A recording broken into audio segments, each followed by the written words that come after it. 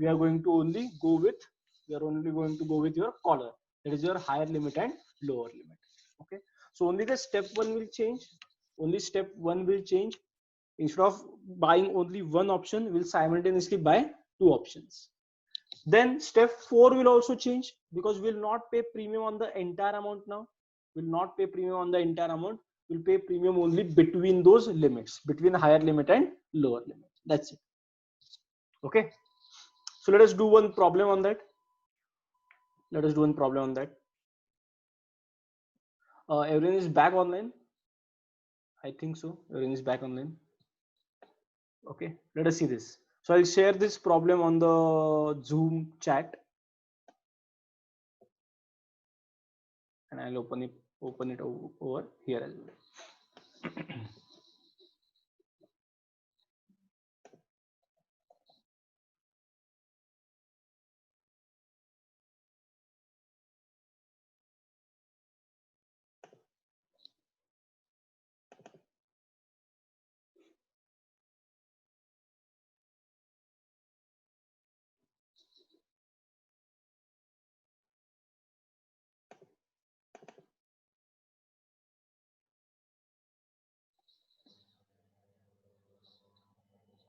Okay, so let us read the question.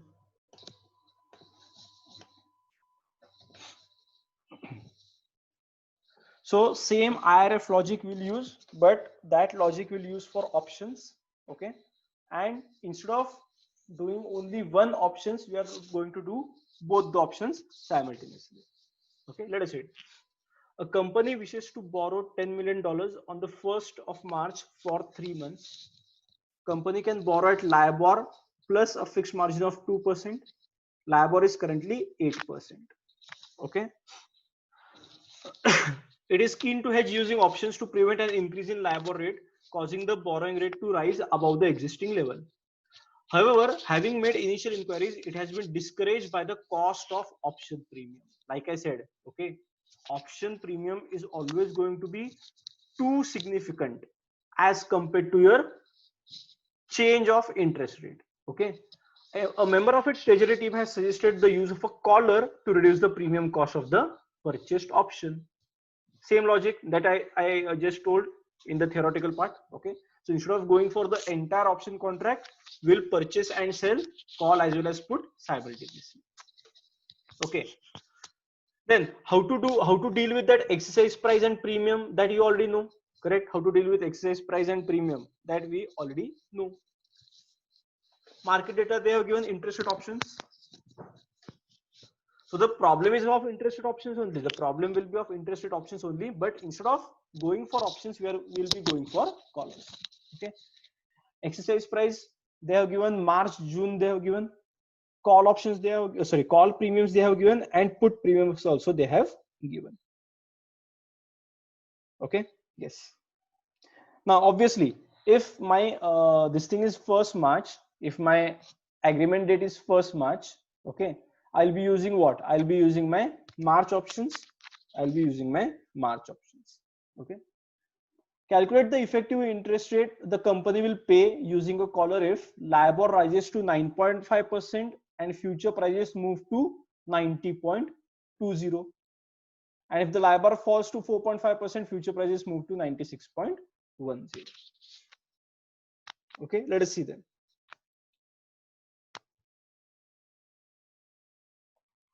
Okay, so the doubt is why not June option? Okay, so see what they have said. The company is wishes to borrow so and so on 1st March for 3 months.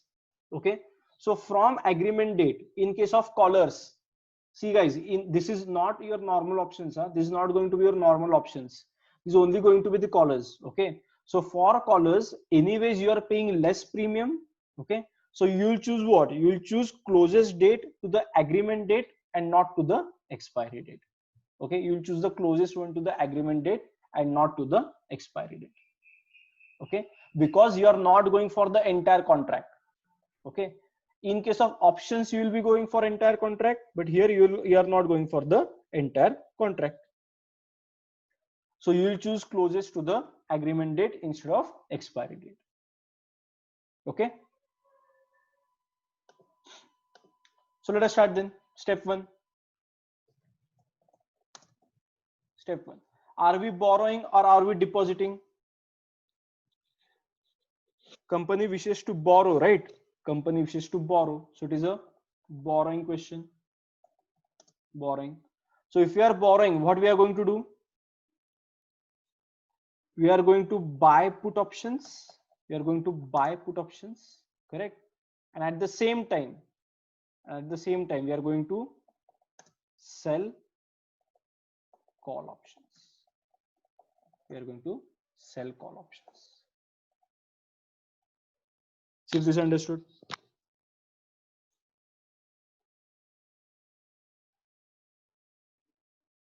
Interest callers, interest rate callers, the logic will reverse.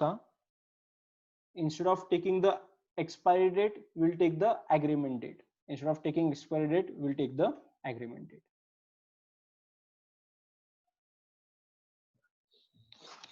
Okay, next.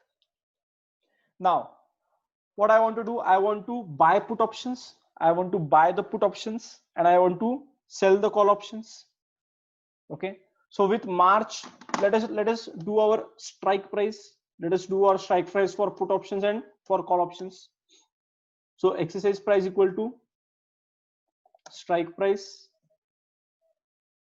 plus strike price minus premium. Okay. And here exercise price equal to strike price plus premium. Okay. So what are the exercise? What are the strike prices? 92 and 0.2. So this will be 92 minus 0.2, and this will be how much? 93 minus 0.6. 93 minus 0.6.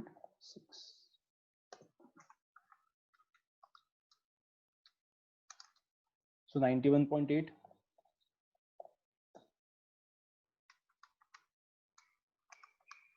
And 92.4. 92.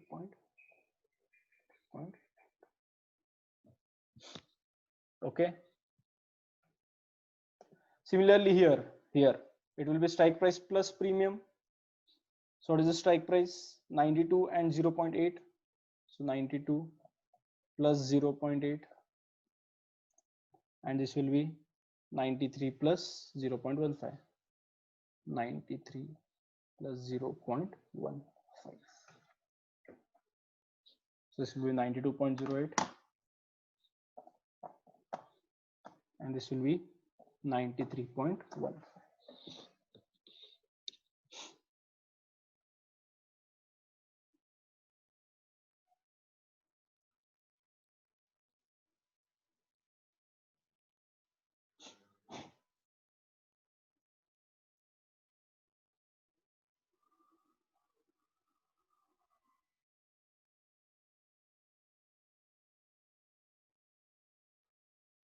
Okay.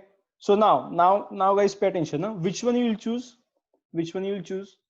For put option, which one? And for call option, which one? We have not taken June. Okay. Correct. Put option. Pay attention. Now don't think from put option and call option. Now don't think from put option, call option point of view. Think from buying and selling point of view. Correct. We are buying put option. We are buying put option. If we are buying, we'll buy at what? Lower. So we'll choose what? Here we'll choose 92 with a cost of what? With a premium of 0.2, right? With a premium of 0.2. So we'll choose strike price 92 and premium of 0.2. Okay. And here we are selling call options. If we are selling, we want to sell it at higher rate. Correct. See, like I said, put options means what? Put options means you are we are buying put options means what? If you're buying, you'll buy at lower rate, and if you're selling, you'll sell at a higher rate. It will be your minimum limit and it will be your maximum limit. Okay. So here strike price will be 93. Okay. And premium will be what? Premium will be 0.15. That is what we will be choosing. Correct. So buy lower one and sell higher one. That is correct.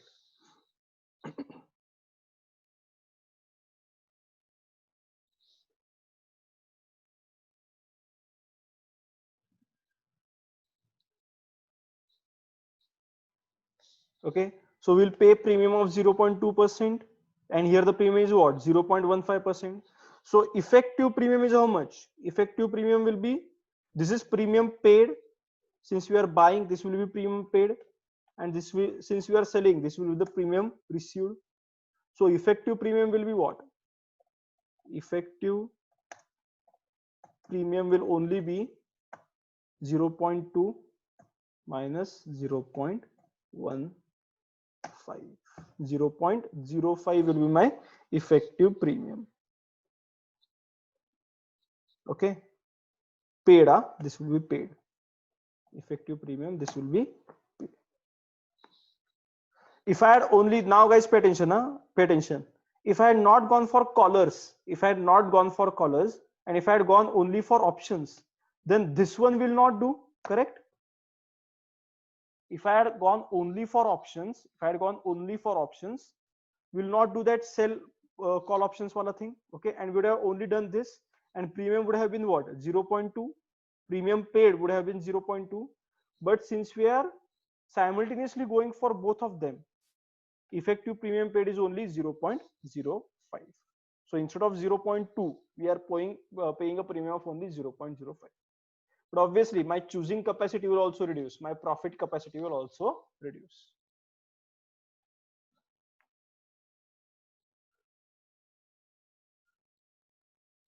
Okay, yes.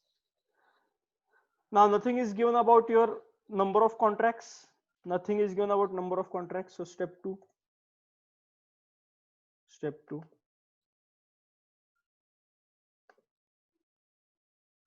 it is assumed that exchange has similar contract size, contract size and period, similar contract size and period, because nothing is given in the problem. Correct, nothing is given in the problem. So it is assumed that exchange has similar contract size and period. So I am going for entire hedging. Okay, so total hedging, no under or over hedging, no under or over hedging. Okay, step 3 is what? Pay premium. How much premium will pay? Premium paid will be your 0.05, 0.05.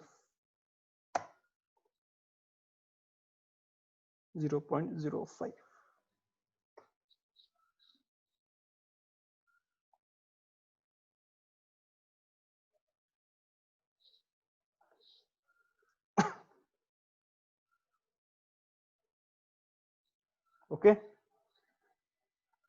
so step 3 was actually choosing the expiry month, but that we have already chosen March, so this would have been technically step 4. Okay, and last is your step 5. Step 5 will be what? Will be your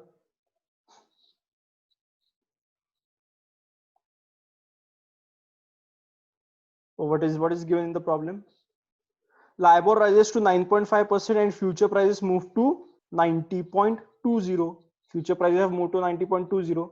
What was our strike price? Oops, where's the problem?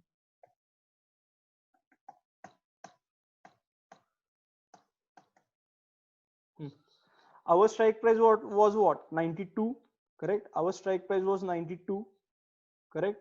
And now the future price has gone to what? 90.20. And LIBOR was supposed to be 8% plus 2%, but now it will be what? 9.5% plus 2%. Okay, so interest rate to be chosen will be, it will be LIBOR. Okay, it will be current LIBOR plus fixed margin, correct, So that is what? That is interest received or paid. That is your interest received or paid, correct? And in that, what you'll add? You'll add your profit or loss. Add your profit or loss. Okay. So what is the current LIBOR now? Current LIBOR is 9.5% plus 2%. Okay. Then, so this is paid. Since we are borrowed, this will be paid. Correct? Since we are borrowing, this will be paid. Premium is how much? So this will be interest. This will be your interest. Premium will be, we had calculated 0.05. Correct? 0.05 will be a premium percent. This will also be paid. This will also be paid. Okay.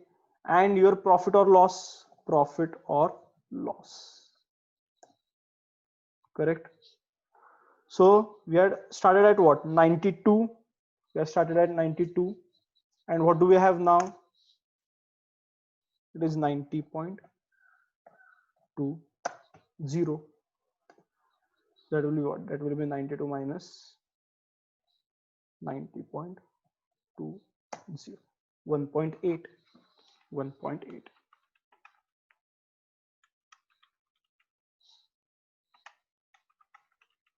That will be 9.75%. That will be, let's take this over here.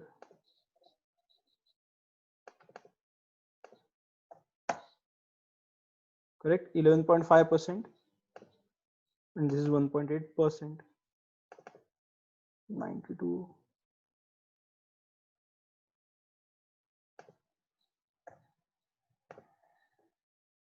Plus this is also paid. And this is what we are getting. So 1.8%. So 9.75%. So my effective interest rate for this options contract will be 9.75%.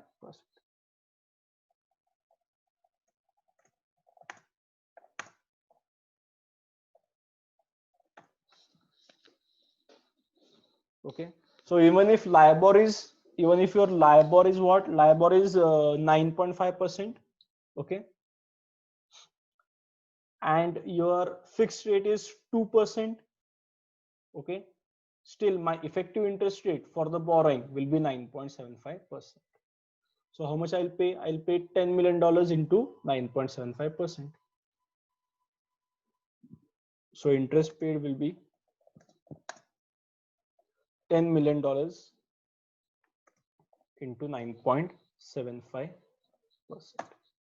Correct? Otherwise, if I had not entered into anything, how much I would have paid? Interest paid would have been what? $10 million. Correct? Into, it was currently 8% plus 2%. So it would have been at 10%. At 10%. Correct? So if callers was not entered, this would have been my rate. And since I have entered into callers, if callers are entered, this will be my rate.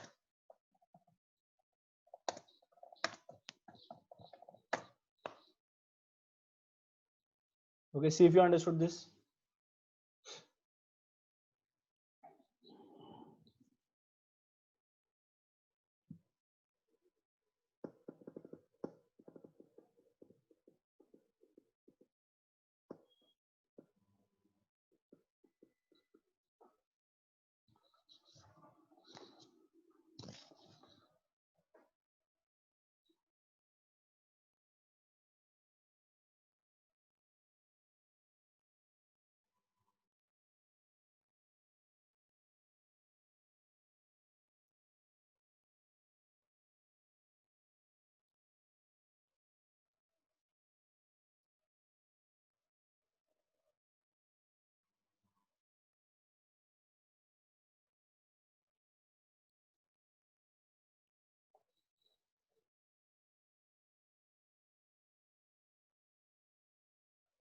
So why are we choosing this 92 and why are we not choosing this one? Which one?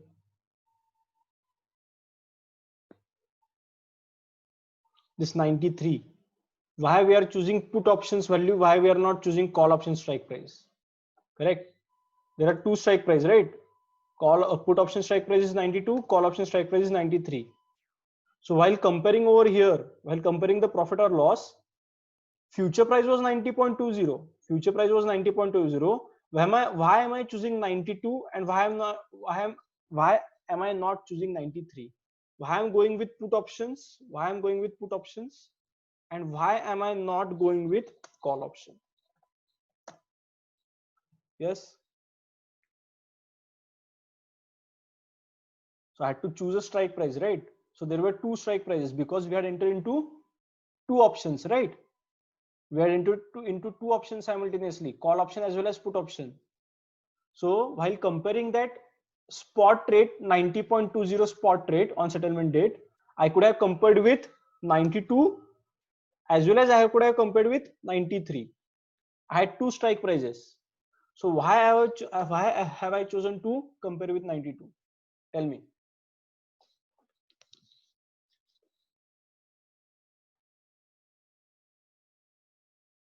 Yes. Because interest rates are rising. If interest rates are rising, what I'll do? I'll choose caps. Caps means what? Put option. If interest rates are falling, I'll choose floors and I'll choose call option. So in this case, interest rate was what? Our actual interest rate was 8% plus 2%, but now it has gone beyond that. Okay. So I don't want interest to increase. I don't want interest to increase. So what I'm going to do? I'm going to use put option. Okay. So on settlement date, out of those two contracts, I'll have to only choose one contract. So which contract I'll choose? I'll choose the put option. Because interest rate has increased, I don't want it to go beyond a certain limit. Okay, I don't want it to rise beyond a certain limit. So what I'm going to do? I'm going to use the cap.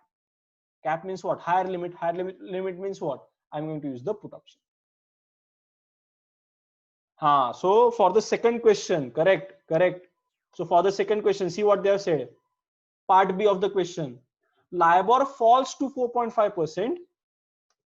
Second question, they have said LIBOR falls to 4.5% and future prices move to 96.10. If LIBOR falls to 4.5%, interest rate is falling, correct? If interest rate is falling, what I'll do? I'll have to choose my call option over there on settlement date. So on your first four steps will remain same. First four steps will remain same. Only step 5 will change. Okay. And this 96.10, you will compare with what? You will compare with strike price of call options. Okay. Let us do the second B part then. LIBOR falls to 4.5% and future prices move to 96.10. So first steps will remain same. Step 1 remains same because step 1 I never know. In step 1 I never know whether interest rates are going to rise or interest rates are going to fall. Okay. So to be on safer side, what I've done, I have entered into both contracts, buy put options and as well as sell call options. Effective premium paid also I have calculated. Okay. Step 2, step 3, step 4 remains same. Okay. Step 5 will be what? Interest rate to be chosen now. So that will be current LIBOR plus fixed margin, add profit or loss. Okay. Let us see then.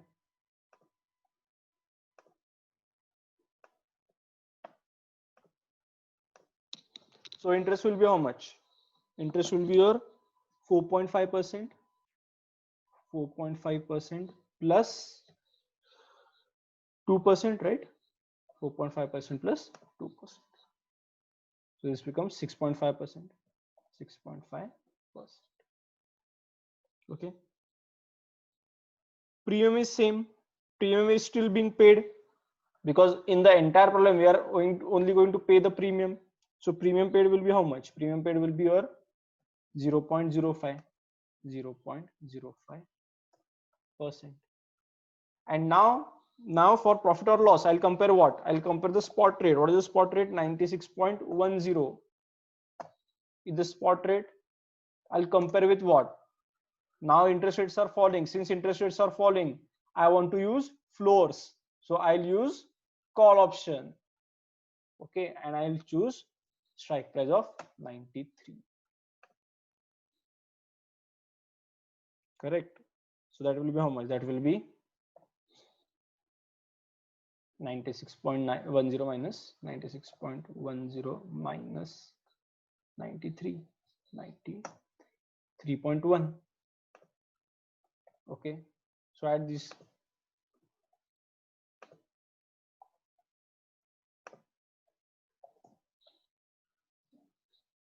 So 9.65%, that will be 9.65%.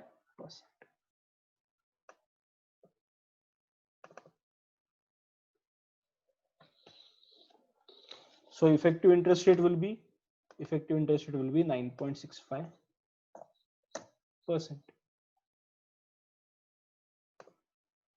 Correct. Still I am the winner. Still sorry, I have gained. Not, I'll not say I'm the winner, but still I have gained.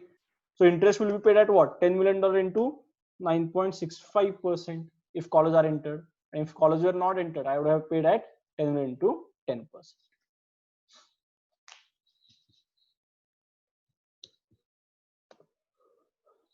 See if I understood both the rates. I mean both the questions.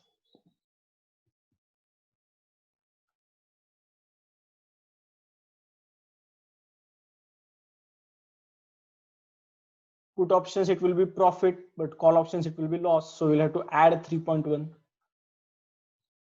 Everything will be paid. 6.5 will be paid. Premium will be paid, and 3.1 difference will also be paid since we are choosing call option. But in the previous one, we are choosing put option, so that last amount was received. These two were paid, and this was received since we had chosen put option.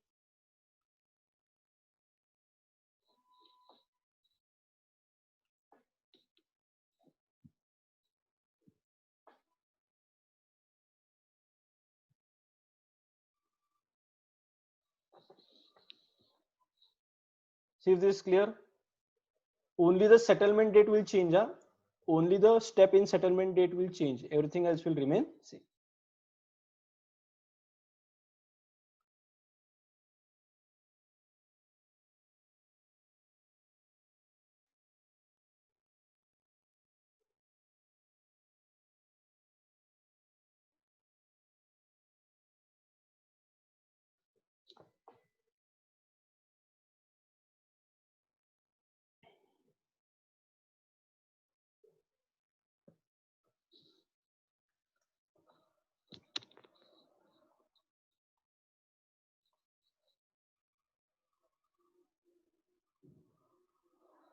So the doubt is why the callers not used value is 10%. It should be 11.5% in A.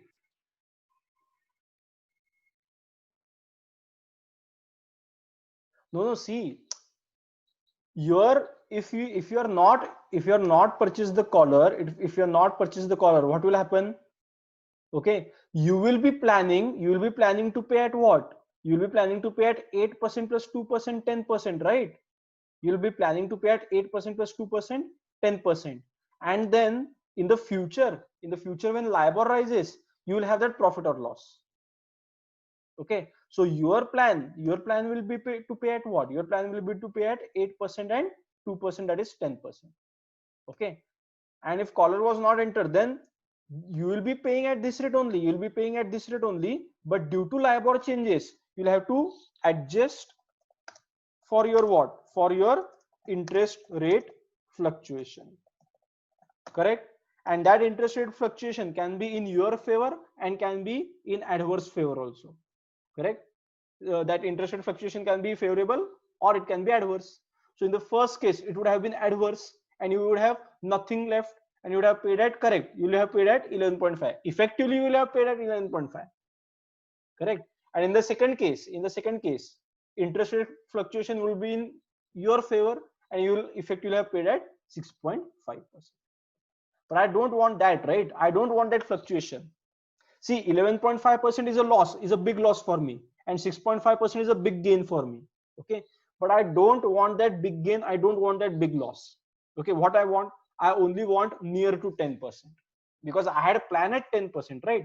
I had planned at 10%, so I want my effective rate to be near to 10%. Okay, so actually that is correct. Now what you are saying, Gunasekaran, that is correct. If caller was not entered, I would have paid $10 million into 10%, and then also I would have adjusted for what? Adjust for interest rate fluctuation. So effective rates in A would have been 11.5%, and effective rate in B would have been 6.5%. But I don't want that fluctuation. I want it near to what I had planned. So I had planned 10%, so I want it near to 10%. Okay, so even if market fluctuates, even if it is favorable, even if it is adverse, what I get near to my 10%. Okay, and why have I profited? Because I am not paying more than 10% in any case, correct? If the market is favorable, market is adverse, in both cases I am still paying less than 10%. Okay, so that is your interest rate collar. That is your interest rate collar. So rather than going for interest rate options, conservative companies will prefer to go for interest rate collars, because premium paid, see here, I'll tell you, here premium paid would have been what? Here premium paid would have been 0.2, correct? Instead of 0.05, premium would have been 0.2.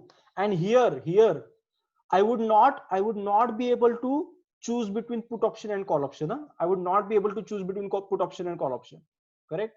I would have to directly, if I had not entered into collars, guys pay attention, if I had not entered into collars, this would have gone, correct? And this would have become what? This would have become 92, correct?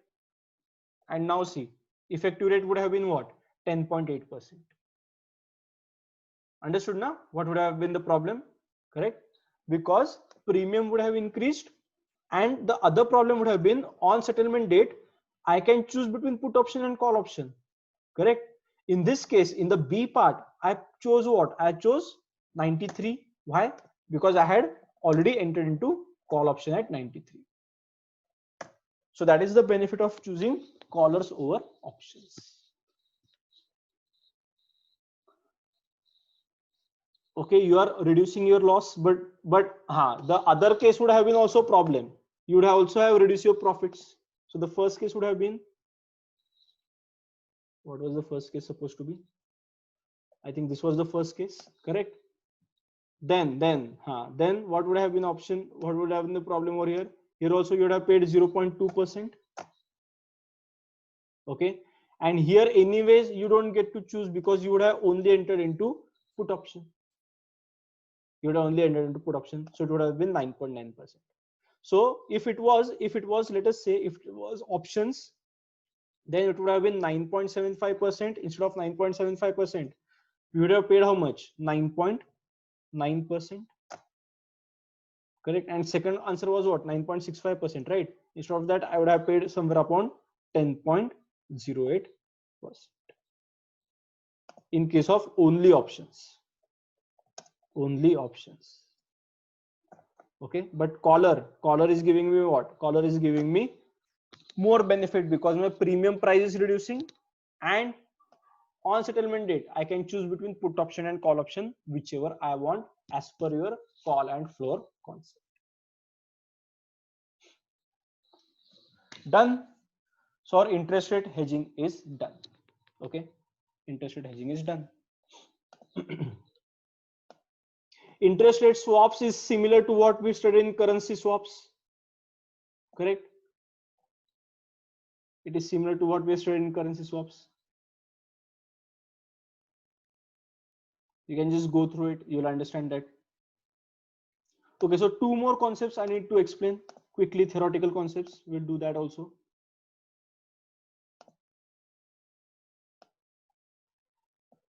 So one is your Islamic finance. Have you studied Islamic finance before? Have you guys studied Islamic finance before? Okay, so should I just give this document to you guys and you can read it on your own? Because it is similar to FM. It is similar to FM. There is nothing new. Okay. So you guys know the concept of riba, murabba, ijara, mudarabba, musharakka, and sukuk. If you guys don't know any of this concept, I can explain that.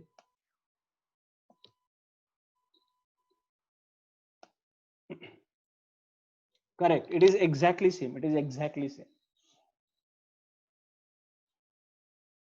Okay, so what I have done, I have written the English terminologies. Okay, credit sale, lease, financial lease, equity finance, venture capital, debt finance.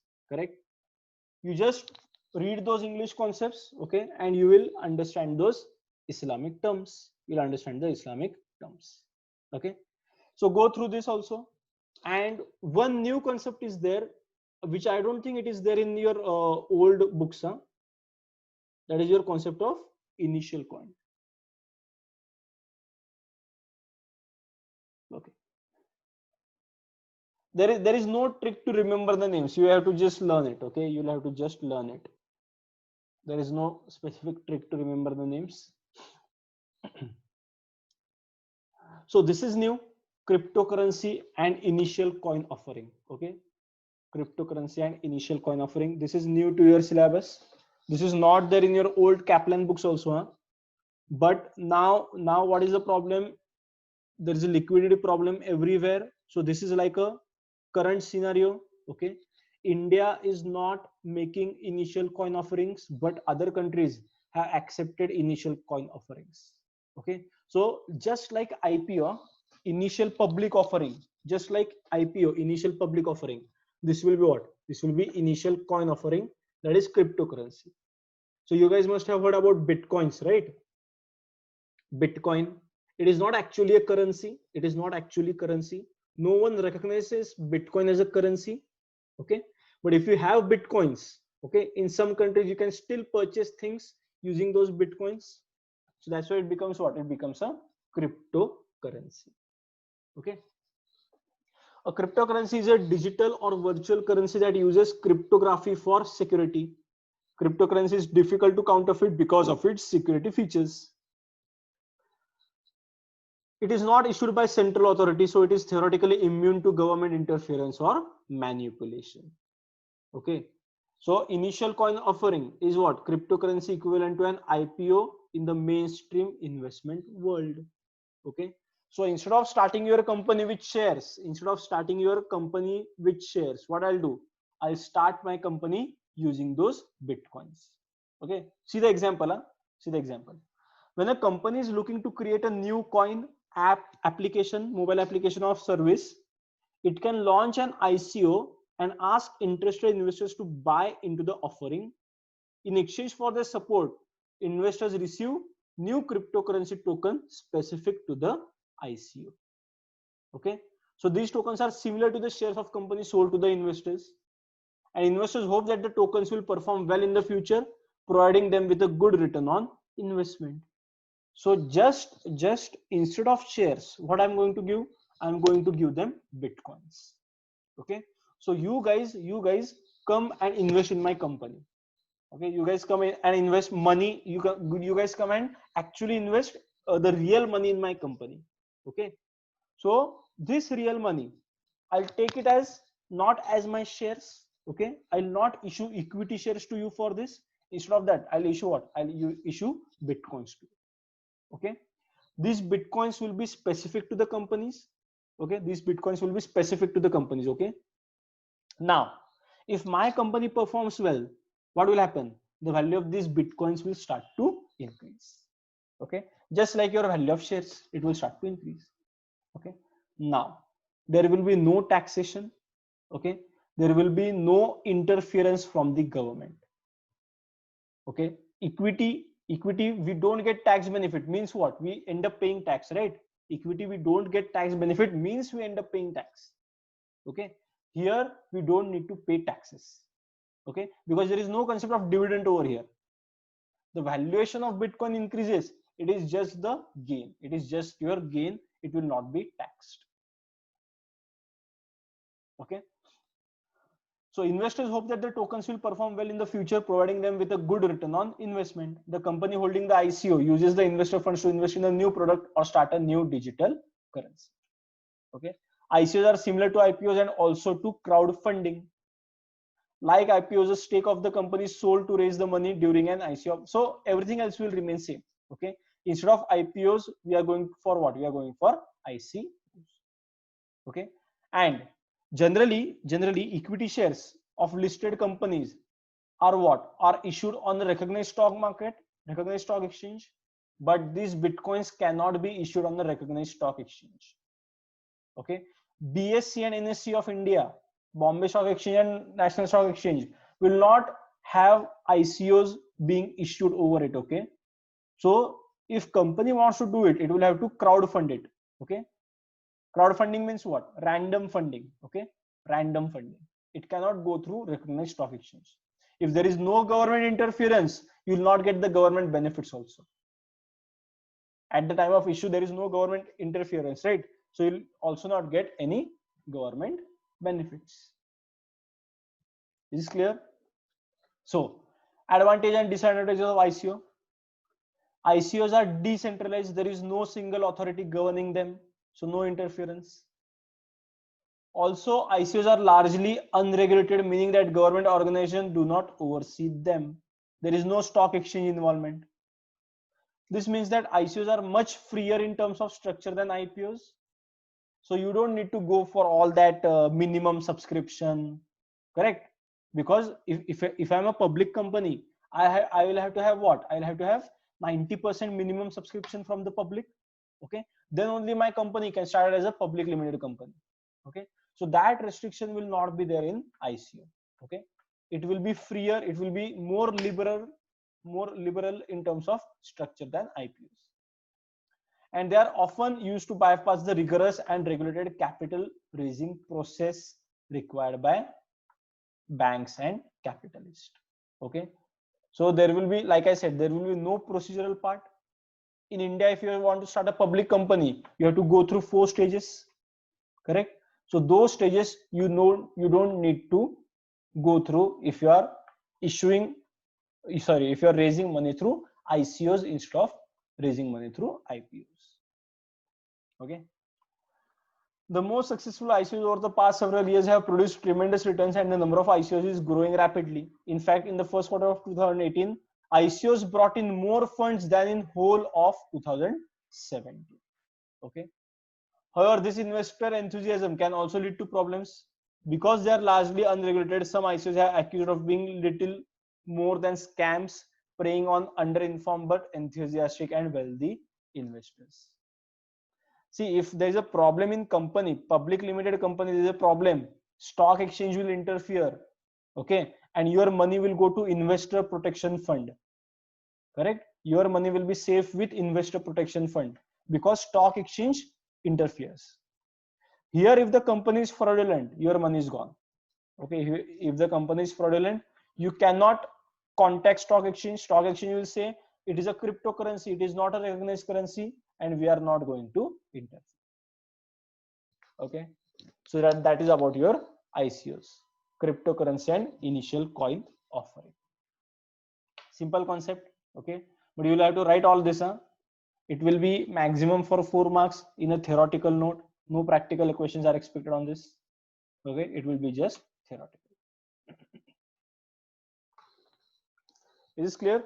So I'll just send all these 3: Islamic finance. I'll send caps and flows also. I'll send the caps and flows concepts also. Initial coin and your Islamic finance. Oops, I think I sent to Gunasekaran privately. I'll send it to everyone.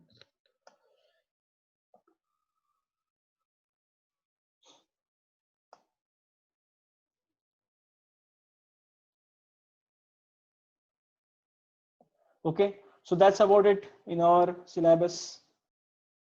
So start solving your exam kit problems. Start solving the exam kit problems.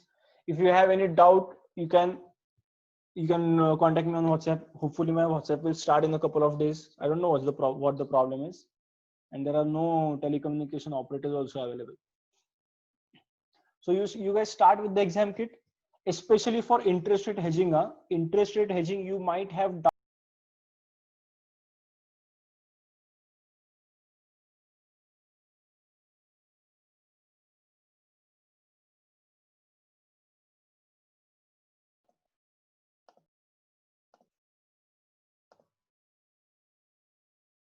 Okay. So especially in case of your interest rate hedging, you might have some doubts while doing this interest rate options and interest rate collars. Okay. Try those sums. Whatever is the doubt, we'll solve those doubts online. Anyways, our entire session has been online, so we'll solve those doubts online as well. So what we can do, you start solving the exam kit. Okay. Then maybe everyone will have start having the same similar problems. Okay. Then one day we can have your session, online Zoom session again, and we can solve your doubts. We can do that. Okay. So you guys start solving the exam kit and then let me know. If you want, we can have one more session for doubt solving. Yes or no?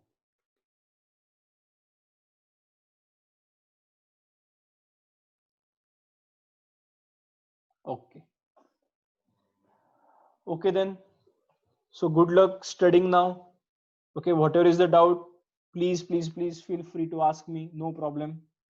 And also I'll be sending one this thing, your feedback form. Okay, but I don't have WhatsApp right now. So in a couple of days I'll send a feedback form. Please fill that also and send it. Okay. So we are concluding our sessions. We are concluding our session. Okay. I'm happy they were useful. I'm happy the classes were useful. It would have been more better if we had face-to-face interaction. It would have been much better. Okay. Because then I know how much you have understood, how much I need to take more, how much practice we need to do more. Correct. And face-to-face, we could have solved even more exam kit problems. Anyway, so we are struggling with this COVID thing. So if I get a chance of coming to Coimbatore now, I'll plan one like a 3-hour session with you guys. Okay, that also we can do before September, because you guys will be, yeah. You guys can always, you guys can always contact me. No problem, huh? No problem with that. What I was saying, before September, because I think you will be giving your AFM in September, right? Not before. There is no exam before September. So if before September it is possible, if I am having any other classes in Coimbatore, then I'll schedule a 3-hour session or at least 1 day session. Okay, at least 3-hour session, and we'll try to solve your doubts. Otherwise, we'll take a one more Zoom meeting, one more Zoom call we'll take, and we can solve your doubts that time. Okay then. And I'll also upload all the classes on YouTube. Okay, I'll soon do that. I'm having a lot of network issues over here. Thankfully, we could take the classes. We could take the classes without any interruptions. Okay, so I'll upload that as well. Okay then. Okay. Thank you guys. Thank you. See you soon. I'm ending the meeting now.